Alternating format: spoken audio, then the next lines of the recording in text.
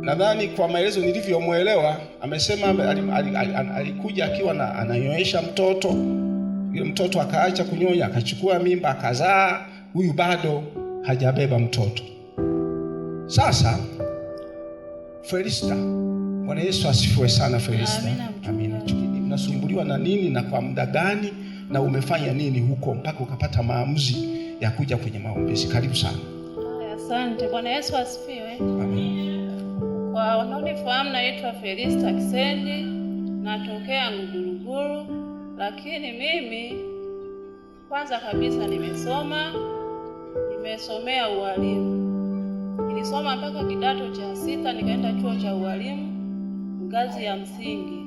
Nilifundisha ngumo kwa wale wanaonijua 2020 na 21. Baadaye nikahamia Nguruguru, nimefanya kazi mpaka leo. Lakini ninapofanya kazi hivyo sijaajiriwa. Naenda tu ili kupata uzoefu na kupata kidogo angalau kinisaidia katika maisha yangu. Sasa changamoto nyingine ni ya tumbo. Tumbo limenisumbua, nimeolewa tangu 2021, lakini Mungu hajanijalia kupata mtoto. Na umeenda kwa hospitali pia, labda umewahi kwenda hospitali wakajua tatizo? Nilienda mara moja tu, akaniambia mayai hayakomai, wakanipa dawa nikatumia, lakini sikufanikiwa. Baadaye ukageukia kwa waganga. Baadaye nikaamua sasa, kama huku sijafanikiwa nielekee wapi? Nikaanza sasa kutumia dawa, maana wengine walikuwa nasema labda mchango. Nikatumia dawa, nimeanza tangu 2021 kama mwezi wa 6. Nikaanza kutumia tu za wakunga. Baadaye mkunga akanipa dawa mpaka akasema, wewe mbona ulioanza nao kunywa wameshapona, hii shida yako mbona kubwa? Twende nikupeleke kwa mtaalamu. Mimi nikasema hapana, huwezi kunipeleka, akinipeleka atajua siri zangu. Nikakataa kunipeleka. Nikaendelea nikakaa hivyo tena, lakini nikikaa bila kutumia dawa siwezi kufanya kazi kwa sababu kiuno kinauma, inakuwa linauma. Inafika muda hata kuinama huwezi. Ukifanya kazi hata unachota maji uchuchumae. Ikabidi sasa niendelee kutafuta dawa, nikabadilisha wataalamu. Nimetumia wengi, hakuna mtaalamu ambaye simfahamu na hakuna uchunguzi ambao sijawahi kuuona. Nimetumia wa minyaa, hawa wa pesa, wa majini, na wale ambao wako kwenye makanisa lakini wamekuombea. Wameniombea. Ukaenda huko na huko. Sasa samahani kidogo, unaweza ukakumbuka umepita kwa waganga wangapi? Nikikumbuka niliopita kwao, ninaokumbuka ni kama 10. Waganga 10. Na alileta madawa ambayo labda mengine sijajua yako wapi, lakini kuna haya ambayo alileta, nadhani yeye alisema ndio haya ambayo alikuwa akitumia kwa miaka yote. Naona haya, najua shetani hana aibu kabisa. Tunataka tuharibu kazi za shetani hapa, alafu mama achukue mimba azae. Maana sio kwamba sisi tunabahatisha, tuna uhakika, si tuna Mungu Bwana. Naona haya madawa haya.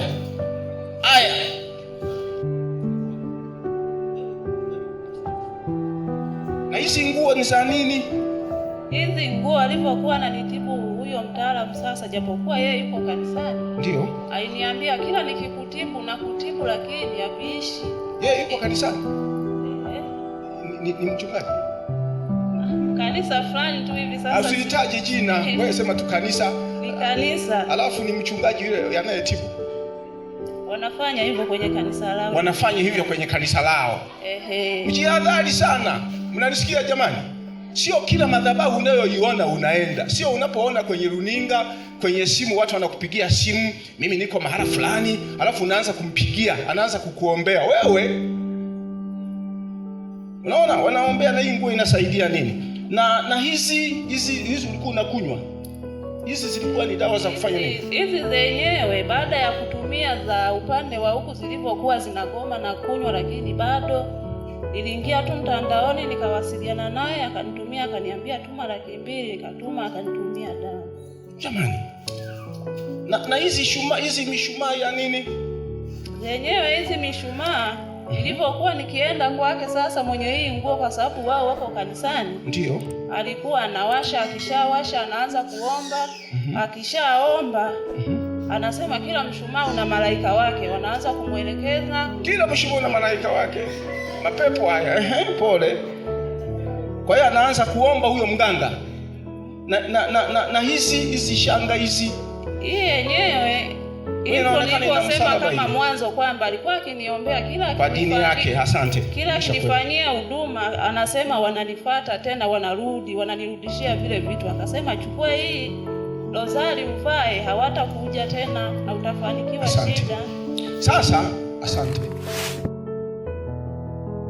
Nataka nielezee, kwa sababu baada ya kumfanyia maombi nilipata kulikuwa na nguvu za giza ambazo zilikuwa zinaishi kwake. Sasa yeye tayari alianguka. Kilichokuwa kinaongelewa ni majini, ni mapepo yale anasema. Lakini akasema hivi, sisi tumetumwa na ndugu yake wa karibu, hatutaki kutaja jina lake. Sisi tumetumwa na ndugu yake wa damu. Ndugu wa nini? Tena wa karibu. Huyu anatakiwa abebe mikoba ya uchawi. Unisikia? Yaani huyu aliyemwekea hili tatizo, ilikuwa yeye lile tatizo, ule uchawi wake amkabidhi huyu. Sasa huyu ndiye ilikuwa zamu yake, akakataa. Sasa alipokataa, wakaamua sasa wamchukue kama msukule. Siko mnanielewa vizuri?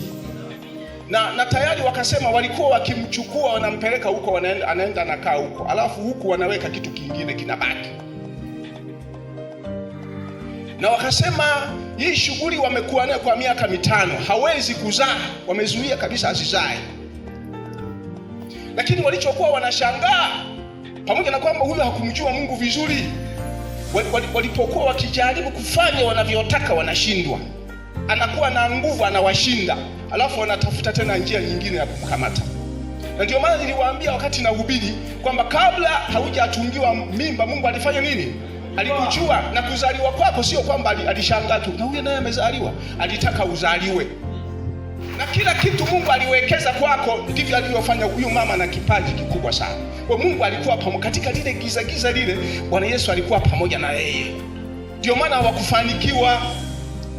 Mwisho wa siku wakachukua nguo yake ya ndani, wakaenda wakaitengeneza, wakatamka maneno mazito sana juu yake. Amesoma shule, amefanikiwa vizuri, akapata cheti kizuri.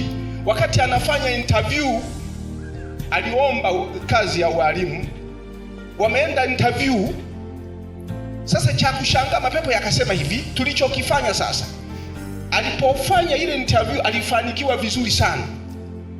Yaani alifanikiwa, matokeo yalikuwa ni mazuri.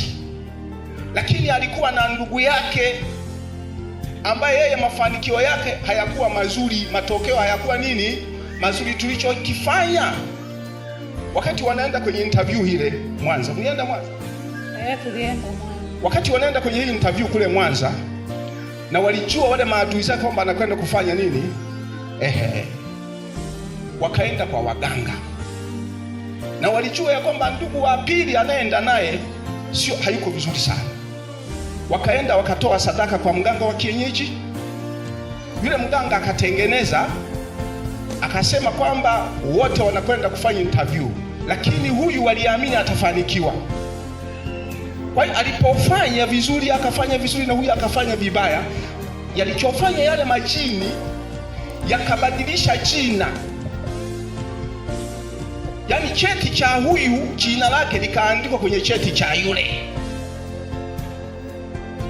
Ndivyo alisema yale mapepo. Sasa yalipotoka majibu, aliajiriwa yule. Yeye hakupata nini? Ajira. Sasa nikasema sasa ninairudisha ajira yake. Yale mapepo yakapiga kelele, akasema sasa ukirudisha ajira yake itakuwaje? Kwa sababu huyu ameajiriwa kwa jina la huyu. Nikasema huyu tutamwambia ombe, atume maombi wizarani. Wakienda kukuta lile jina lake anatumia mtu mwingine, tutafanya kama Magufuli. kelele, yakapiga kelele, ilikuwa ni vita sana. Mwisho wa siku yakasalimu amri, yakatoka, lakini haikuwezekana kurudi nyumbani. Alilala kwangu na mume wake, tulimpigia simu akaja, tukamweleza. Alilala, ameamkia kwangu jana. Bwana Yesu apewe sifa. Na labda sasa unajisikiaje? Mwili wako na usikiaje kwa sasa? Najisikia vizuri, lakini wakati mwingine huko kwenye kiuno nasikia kama kunauma. Lakini kabla ya hapo ulikuwa unajisikiaje kabla ya maombi? Nilikuwa nasikia kabisa huku kwenye tumbo, kwenye kiuno, mgongo, yani panauma. Uwezi hata kufanya kazi umeinama, lazima uchuchumae au ukae kwenye kiti. Haya, naomba kanisa tusimame.